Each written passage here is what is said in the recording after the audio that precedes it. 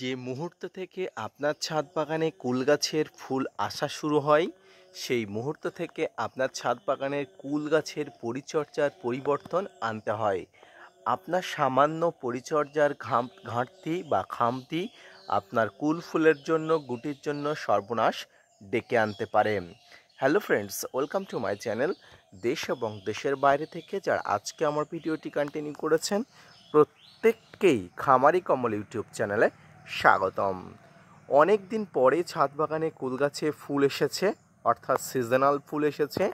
এই ফুলগুলোকে যথেষ্ট পরিমাণ পলিনেশন করে এবং ফুলগুলো থেকে ছোট ছোট যে গুটি আসে, গুটিগুলোকে যথাযথ পরিমাণ ধরিয়ে আপনাকে কিন্তু কুল গাছকে পরিপূর্ণ বা পূর্ণতা দান করতে হবে। তবে কুল ফুল পূর্ণতা দান করতে গেলে অনেক কষ্ট হয়, কিছু পরিচর্যার ঘাটতি হয়ে যায়, কিছু সামান্য ভুল হয়ে যায়।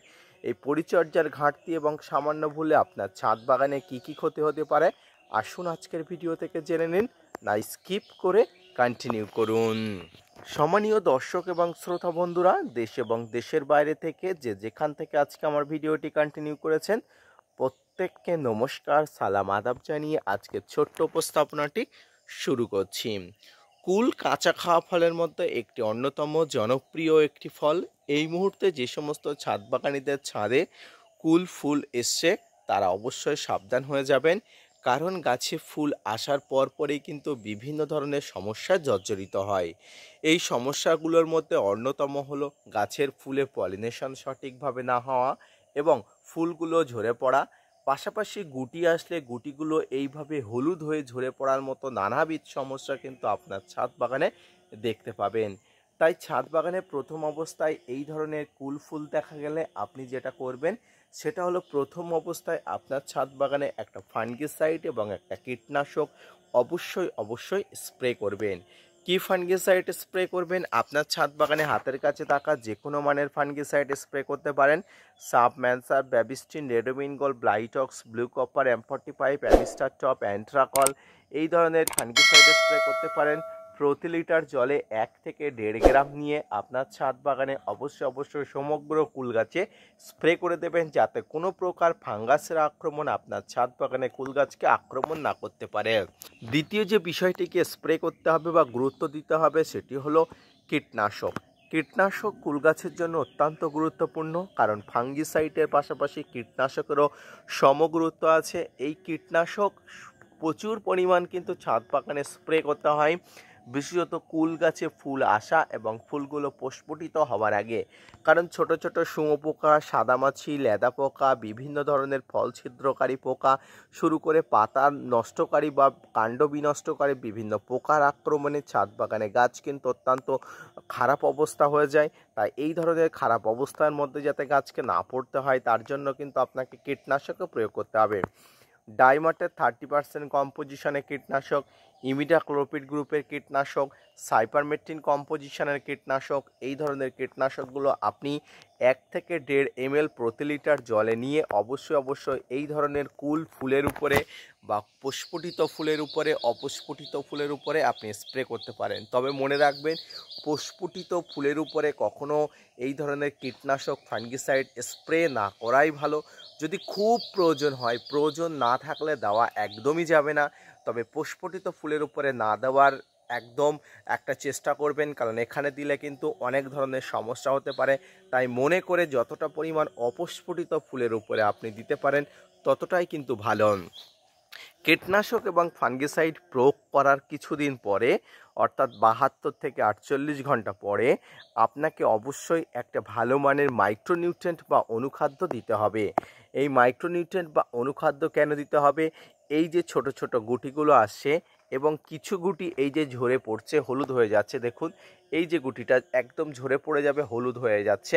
এই যে ঝরে পড়ে যাবে বা হলুদ হয়ে যাচ্ছে, এই কুল ফুলের গুটি ঝরে পড়া বা হলুদ হওয়ার অন্যতম কারণ হলো মাইক্রোনিউট্রিয়েন্টের অভাব। দেখুন আমি দেখাচ্ছি, একদম ঝরে পড়ে যাবে, মাইক্রোনিউট্রিয়েন্টের অভাব। এই মাইক্রোনিউট্রিয়েন্টের অভাব যাতে গাছে না হয়, তার জন্য কিন্তু আপনাকে মাইক্রোনিউট্রিয়েন্ট স্প্রে করতে হবে একদম কুল ফুল আসা থেকে ফল হারভেস্ট করার আগের দিন পর্যন্ত। মাইক্রোনিউট্রিয়েন্ট বা অনুখাদ্যের মধ্যে যেটা আমরা সাধারণত পরিচিত সেটা হলো বোরন। এছাড়া বাজারে অনেক ধরনের মাইক্রোনিউট্রিয়েন্ট পাওয়া যায়, আপনি যে কোনো মাইক্রোনিউট্রিয়েন্ট নিতে পারেন, তবে যাই নিন না কেন সেটা যেন ওয়াটার সলিউবল 20% হয়। এই মাইক্রোনিউট্রিয়েন্ট প্রতি লিটারে আপনারা 1 গ্রাম নিয়ে ভালো করে সমগ্র গাছের টপ টু বটম আপনাকে স্প্রে করতে হবে।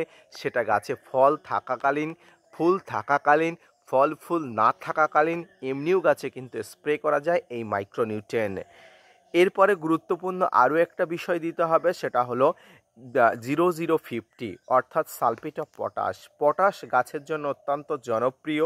গাছের কাস্টল পদার্থ থেকে শুরু করে গাছের ভিতরকে শক্তিশালী করতে, রোগ প্রতিরোধী করে তুলতে কিন্তু এই পটাশের গুরুত্ব কিন্তু অত্যন্ত বেশি। আমাদের শরীরে যেমন লোহিত রক্তকণিকা এবং শ্বেত রক্তকণিকা থাকে, যারা আমাদের শরীরের বাইরের রোগ জীবাণু থেকে প্রতিরোধী ব্যবস্থা করে তোলে, গাছেদের মধ্যে তেমনই নেই। তাই গাছেদের মধ্যে বাইরে থেকে শক্তি সামর্থ্য করে তোলার জন্য, বাইরে থেকে কিন্তু রোগ প্রতিরোধী করে তোলার জন্য বিভিন্ন খাবার প্রয়োগ করতে হয়।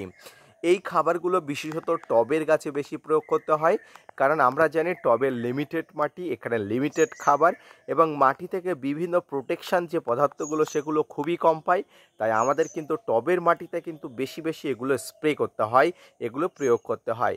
এই 0050 অর্থাৎ সালফেট অফ পটাশ, যেটাকে আমরা সাদা পটাশ বলি, এই সালফেট অফ পটাশও কিন্তু বোরনের সঙ্গে একত্রে মিশিয়ে আপনি দিয়ে দেবেন। প্রতি লিটার জলে 1 গ্রাম বোরনের সঙ্গে 1 গ্রাম মাইক্রোনিউট্রিয়েন্ট বোরন 1 গ্রাম একত্রে স্প্রে করে আপনার ছাদ বাগানকে সমস্ত গাছকে আপনি স্প্রে করে দেবেন। অর্থাৎ জলে গুলে 1 গ্রাম বোরন 1 গ্রাম পটাশ একত্রে করে আপনার ছাদ বাগানের গাছগুলোতে স্প্রে করে দেবেন। এই পদ্ধতিতে কুল ফুলের পরিচর্যা করুন।